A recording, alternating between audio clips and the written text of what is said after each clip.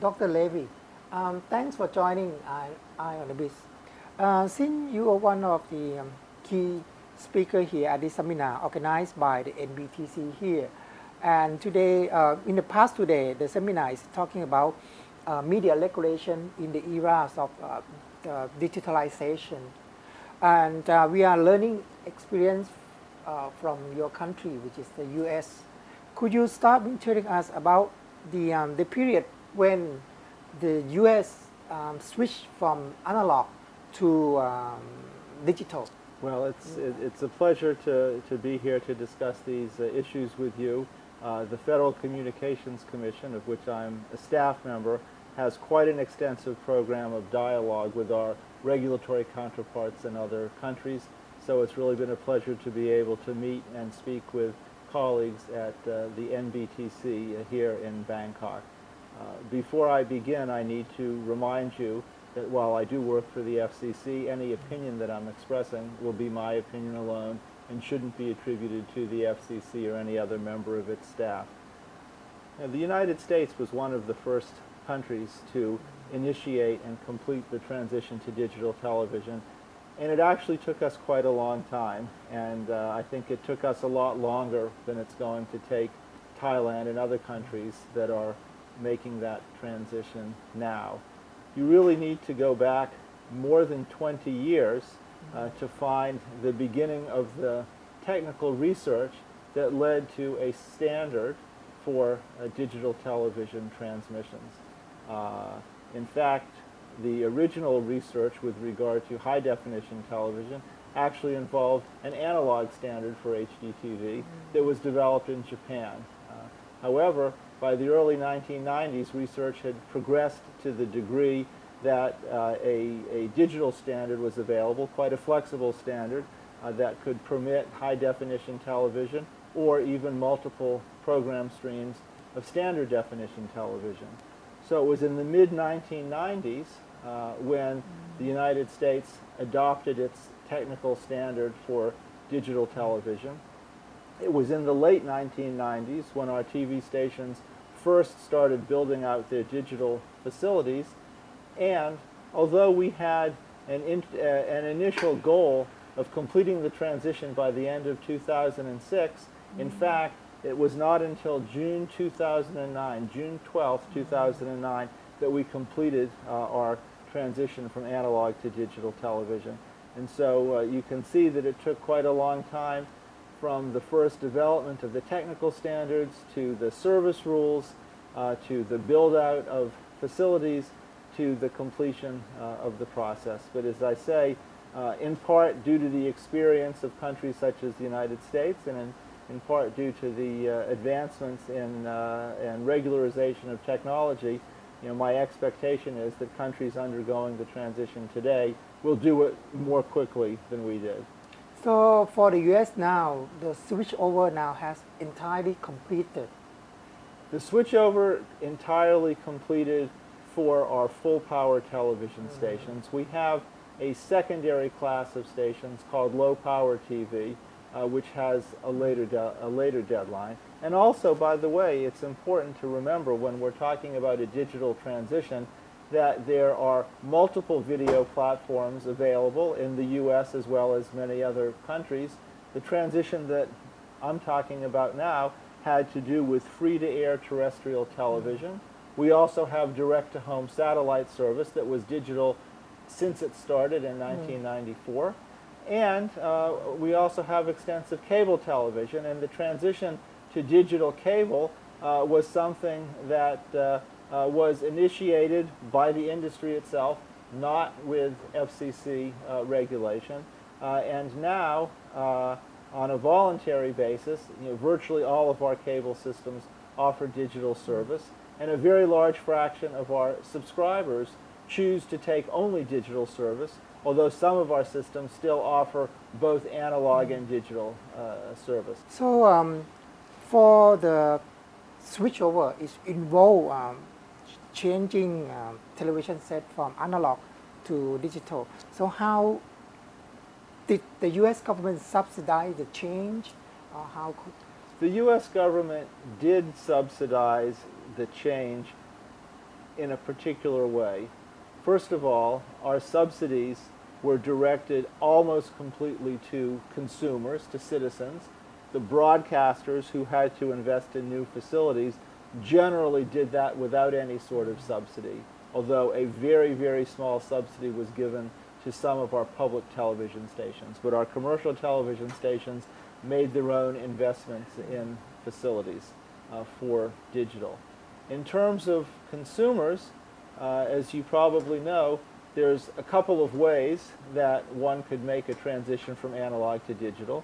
One could purchase a new digital television receiver, and generally people who wish to take advantage of the increased quality, in particular the higher resolution picture of digital, they found it appropriate to purchase a new TV that had a larger screen, flat panel display, something that would show off high definition to great advantage.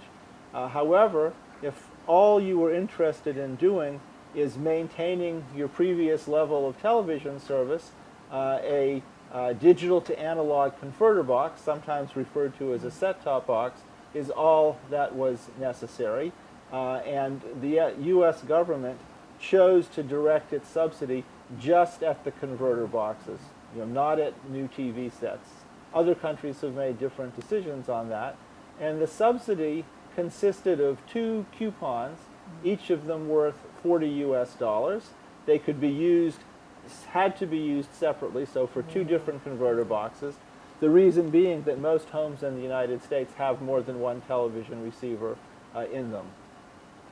The converter boxes that were eligible for the subsidy were specified by the U.S. government. There's actually, I work for the Federal Communications Commission. There's another part of the U.S. government called the National Telecommunications and Information Administration, part of our Commerce Department.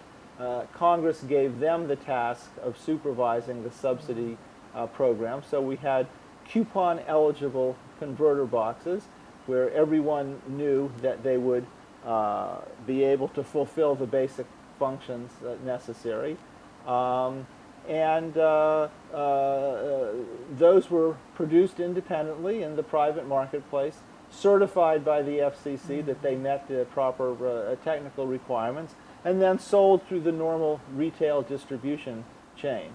In the United States, we decided that everyone would be eligible for the subsidy. So each household, regardless of income or other status, was eligible to receive 2 coupons upon request. They would then bring the coupon to the retail store and use it to purchase the set-top box. There was no regulation of the prices of these set-top boxes.